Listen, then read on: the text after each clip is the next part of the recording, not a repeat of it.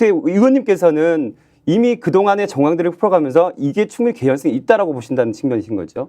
그렇죠. 그러니까 실제로 다시 한번 우리가 얘기를 해보면 왜 윤석열 대통령이 예. 임 전 사단장을 위해서 그렇게 경로를 했을까? 일개 네. 투스타를 네, 그렇게 그렇죠. 바꾸면 표현하죠. 되는데 그렇죠. 실은 그 보고 들어갈 때 이미 이렇다고 합니다. 실제로 병력을 가진 사단장을 바꿀 때에는 다른 사람을 지명해놓고 그리고 바꾸는 발표를 한답니다. 네. 왜냐하면 무력이 있기 때문에. 그렇죠. 네. 그렇게 원칙적으로 한다고 하거든요. 그래서 거기도 이미 그런 걸 정해놓고 이 사람 보직 해임을 시켜야 될 거 아닙니까? 보직 해임 네. 먼저 시켜놓고 그 다른 그 해병대에 대해서 그 작전을 수행할 명령권자를 먼저 네. 만들어 놓지 않으면 보직 해임에 불만 품고 그 사단이 반란을 일으키면 어떻게 할 겁니까? 네. 그래서 미리 정해놓고 한답니다. 그런데 이 건도 그랬을 거라고 보거든요. 네. 그런데도 불구하고 그러면 되는데 다른 사단장이 하면 되는데 왜 이 사단장을 굳이 이렇게까지 무리해서 네. 하려고 했을까? 그러면은 윤석열 대통령이 본인에게 치명적인 게 있나? 아니면은 부인으로부터 부인에게 치명적인 게 있나? 이 정도 생각할 수 있는 거 아닙니까? 이거는 상식적으로. 네. 그런데 이제 드러나고 있는 것들을 보면 본인에게 치명적인 것은 아직 안 보이고 그렇죠. 김건희 여사에게 치명적인 도이치모터스 사건과 관련된 인물이 나오니까 그러면 이거겠구나. 또 김건희구나. 또 김건희구나. 대한민국의 최대 리스크는 김건희구나. 라는 것이 충분히 예상할 수 있는 거 아니겠느냐라는 겁니다. 자, 지금 이렇게까지 상황이 흘러가는데도 여전히 거부권일 거라는 기정사실화 속에서 그럼 민주당은 다음 스텝 어떤 생각들을 하고 계신지 내부에서 좀 얘기할 수 있는 법인까지 좀 알려주십시오. 나오셨으니까 저희 스픽스 마키아벨리 나오셨으니까 좀 예. 부탁을 드리겠습니다. 그러니까요. 마키아벨리는 사자의 용맹과 여우의 간지인데 여우의 간지를 뭐든 좋습니다. 여우의 간지를 네, 이제 네. 중요시하는 네, 그런 네. 거 아니겠습니까? 네. 저 정치학과 출신입니다. 네, 네. 어떻습니까? 저는 네. 그 아마 속기록이 있을 개연성이 있다고 봅니다. 그거는 상식이거든요. 네. 근데 내놓을 수가 없는 거 아니겠는가. 이 속기록을 받을 수 있는 방법들과 관련된 고민을 좀 해볼 필요가 있다라는 생각을 하고요. 네. 첫째는. 두 번째는 또 거부권 행사될 텐데 이 거부권과 관련돼서 결국은 저는 윤석열 대통령께서 또 매를 번다. 네. 근데 이번에는 큰 매를 버는 거다. 그러니까 우리 국민들의 이 방아쇠를 던지는 그런 것이다라는 네. 거죠. 이것이 이 거부권은 무슨 예산이 들어가는 너무 많이 들어가기 때문이 아니고 자기나 자기 부인을 방어하기 위한 거부권이잖아요. 이게 명백한 거잖아요. 네. 그렇잖아요. 그렇기 때문에 이것은 거기에다가 젊은 청년의 죽음이 있는 거고 저도 동갑인 아들이 있습니다. 아, 그렇군요. 육군 특공대에 가 있는 동갑인 아들이 있습니다. 네.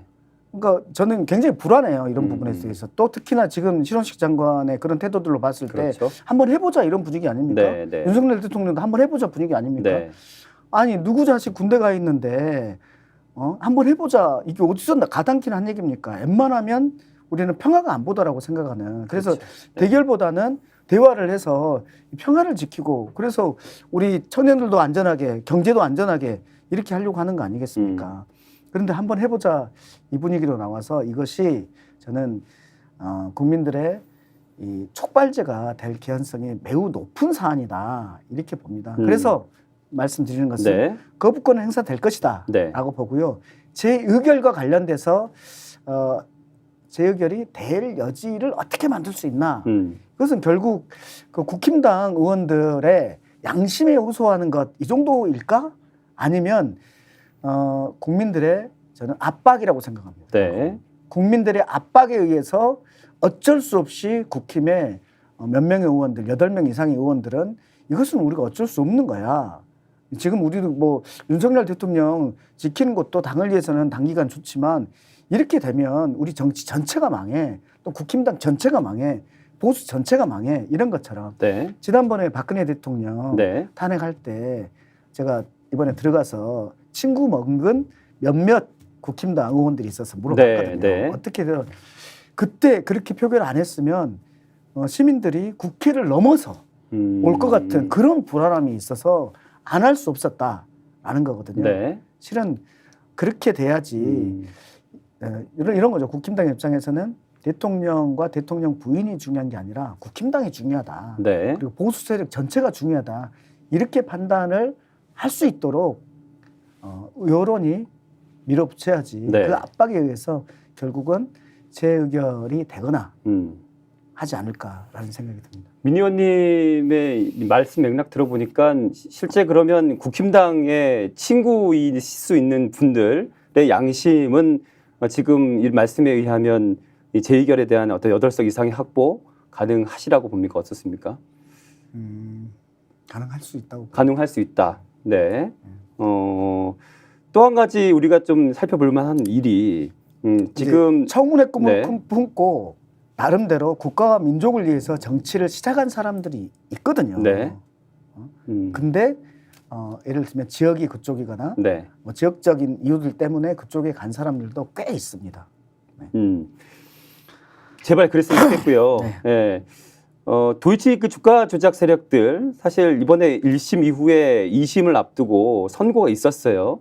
1심 때보다 굉장히 무겁게 선고가 됐단 말이죠. 특히 전주라고 하는 그 사람들에 대한 실형 선고가 좀 의미가 있었다고 보는 게 그렇게 되면 당연히 김건희 여사에 대한 부분들 그 윤석열 대통령 장모에 대한 부분들 당연히 다시 실형 선고나 또는 우리가 생각하고 있는 그런 측면으로 흘러갈 수 있는 가능성이 있지 않겠는가라는 기대감이 좀 있습니다. 어떻습니까?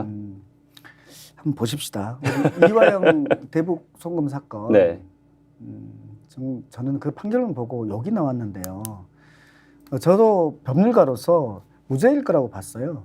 근데 이것이 그렇게 나왔어요. 특히 물증이 있었잖아요. 네. 국정원 문건이라는 물증이 있었는데 물증은 무시하고 그 진술 증거, 인증이라고 하는 그건 뭐 이러저런 회유 협박에 의해서 달라질 그렇죠. 수 있는 네. 이것에 의해서 판단을 해버렸어요. 그러면서 이제 그 판결문 속에 이재명 대표에 대한 것이 나온 거잖아요. 네. 그러니까 바로 그 판결이 나오자마자 바로 이재명 대표를 기소했습니다. 공범으로. 네. 이랬던 검찰입니다. 네. 이랬던 검찰이 도이치모터스 사건에서는 공범들이 1심, 2심 더 중한 판결까지 나왔음에도 불구하고 이 김건희 여사와 그 장모에 대해서는 수사조차도 안 하는 것이 이것이 좀 너무나 상식적으로 바라는 거 아닙니까? 네. 우리나라는 법 앞에 평등이라고 도저히 말할 수도 없는 창피한 지경입니다. 이건 뻔뻔해도 정도가 너무합니다.